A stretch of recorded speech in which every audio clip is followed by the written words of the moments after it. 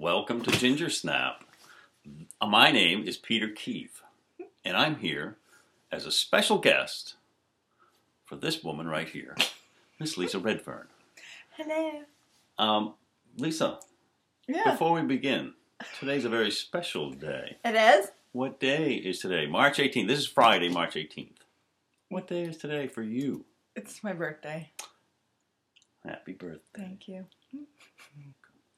All right, so, as you know, this is Gingersnap, and Gingersnap is a show, or what do you call this? I call it a conversation and a cookie with a creative Mainer. And here we go. So, we're going to also promote something very special that's going on for Lisa. That's the other part of this whole The birthday edition. The birthday edition is to promote something very special that you're working on. And we want everybody to know about that. What are you working on, Lisa? I'm working on a new CD of all original songs that I've written in the last several years. And last time I did a CD of all original songs was 2002 with soundtracks. And then I got busy with a lullaby CD and a Christmas CD and a hymn CD and a jazz CD. And I loved all those projects and had really wanted to do them. But during those projects, I was writing songs and doing gigs, and people were saying, when is that Steve Martin song going to be on a CD? When is Live Through the Questions going to be on a CD? When is the Butt song going to be on a CD? When is Mudita going to be on a CD?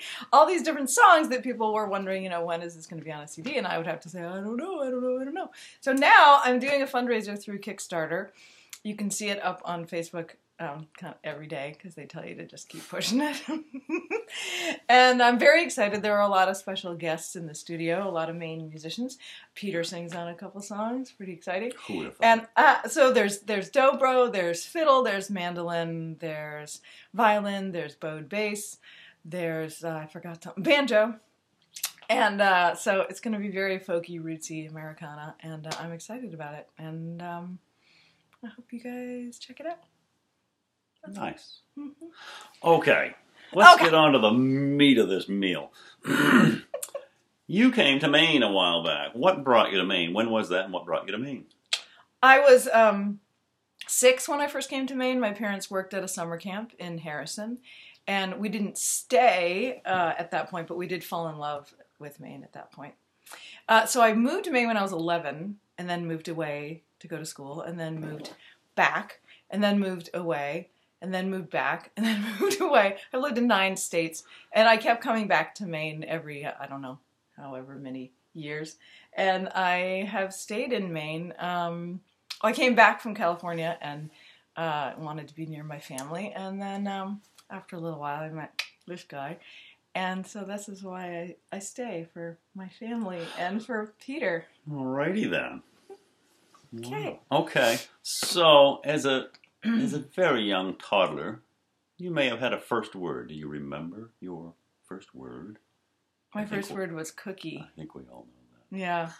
And since we are doing this at home and haven't been out yet today, this is the first Gingersnap with no cookies. What? Yeah. We have no cookies, but, I don't know that I would have agreed to this. So we'll just have to move on from All there. right. Moving on. It's no cookie episode. Sorry. So, from your younger years also, I know that you had many old cars in your family. What was one of your favorite cars? My favorite car was the Woody. And I can't remember if it was considered a station wagon or a van. I think it's called a station wagon. And I'm blanking on whether it was a Plymouth, or my brother will correct me on this. It was a 1940-something Woody, with the beautiful wood paneling on it. And if I could get one of those back someday, I would. But yeah, we had dozens and dozens and dozens and dozens of old cars that Dad got and fixed up and sold, partly for fun and partly to make extra money. Nice. Yeah. So, I see you quite often with your nose in a book. You read a lot of books. I do read a lot of books. And would you recommend a book? I recommend books all the time. And if I were to make this short, because I could talk about books all day, and I do need to keep it short, a book that I have recommended a lot in the last several years is Cheryl Strayed's book of essays called Tiny Beautiful Things.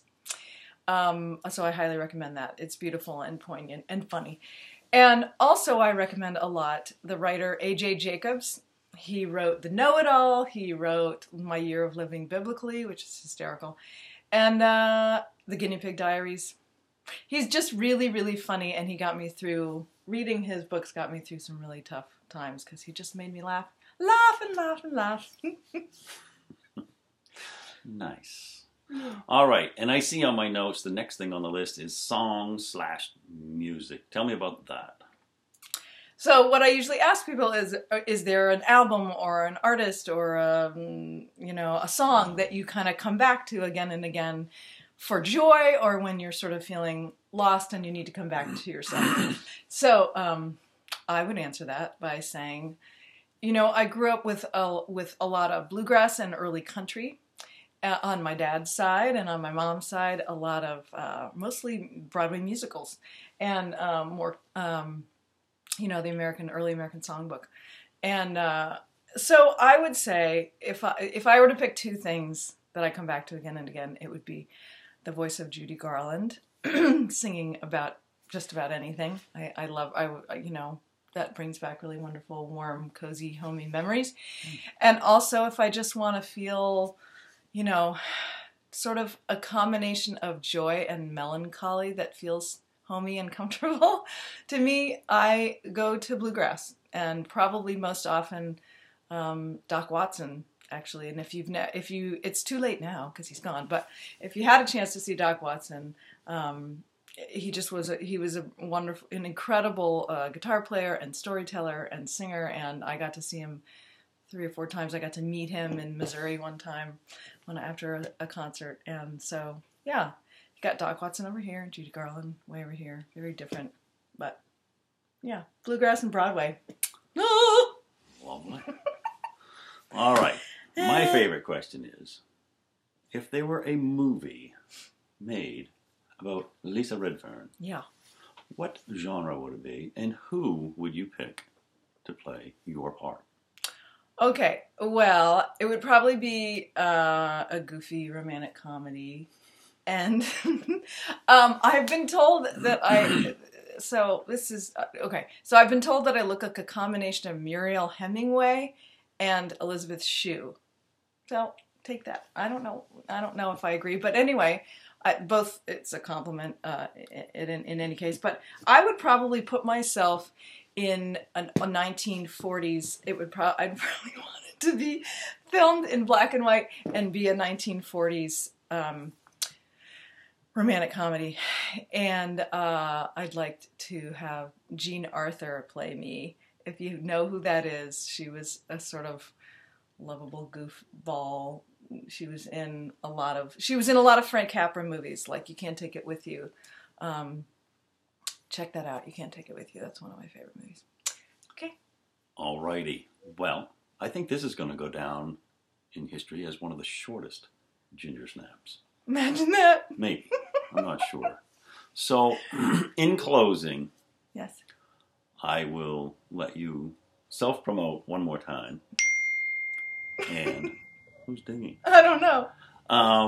And just say again, happy birthday. Thank you, Peter. And this was a real treat for me to be able to help you do this interview.